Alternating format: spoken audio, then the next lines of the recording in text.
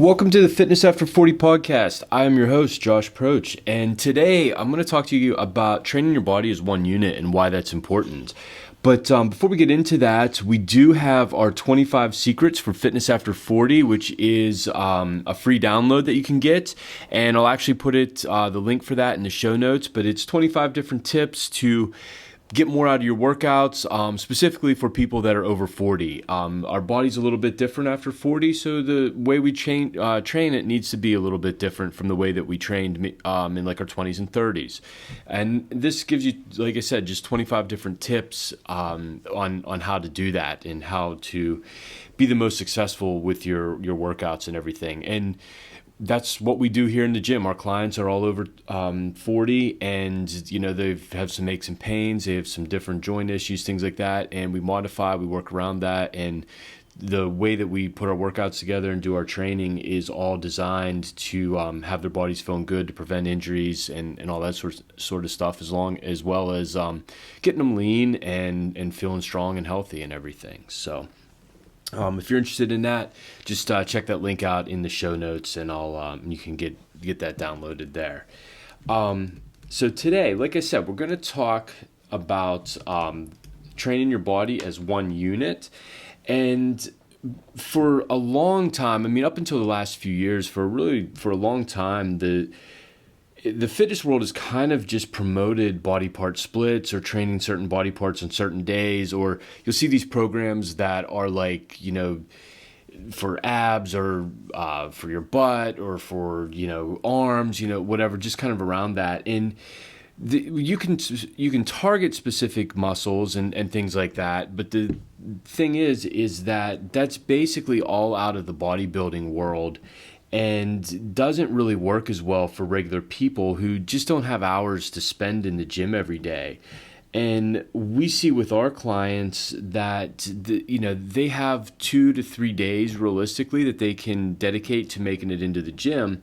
So if we're doing like chest and back today, and then the next day we're doing like arms or something, we're only getting a couple areas of the body. We're not getting the whole thing. And I would say even for younger people that are doing body part splits and going, that have more time to go, they usually do like the upper body stuff. And for guys, and they skip leg day.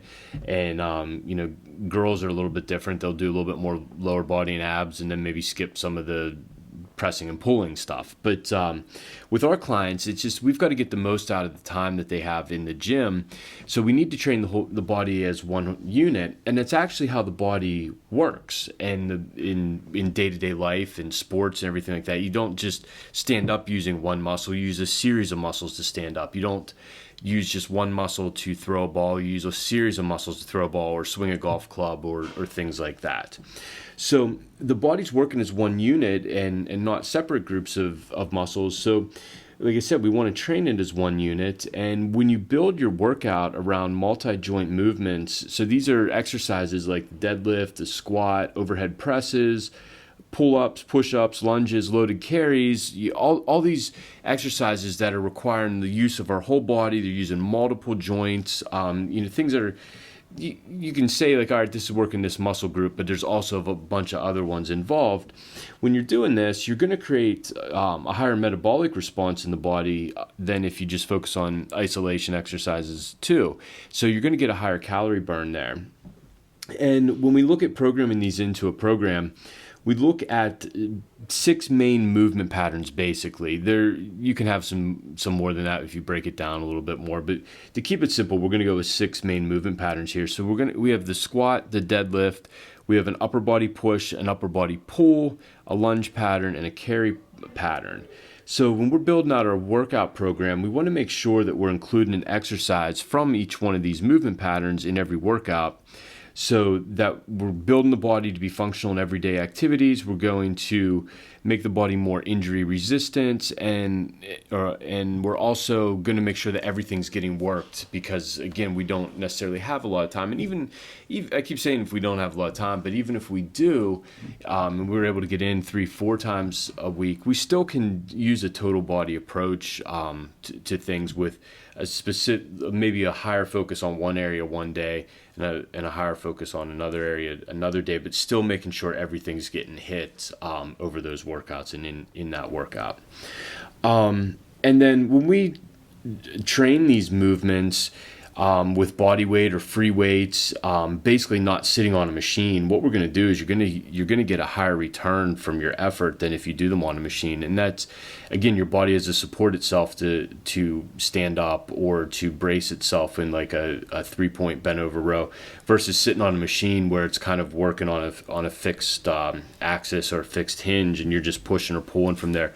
You're not getting those stabilizing muscles involved, and that actually is a big part of injury prevention. If we have strong stabilizing muscles, we're going to be more injury resistant, where if we're using a lot of machines, we're getting the big prime movers and the big muscles strong, but we're not getting those small stabilizing muscles strong, and that can actually increase your risk for injury.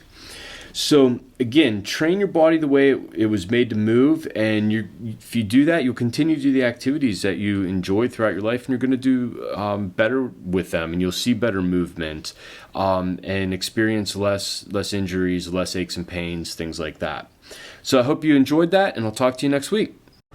Thank you for listening to this episode. If you enjoyed it, be sure to subscribe to our podcast on Apple Podcasts and rate and review us.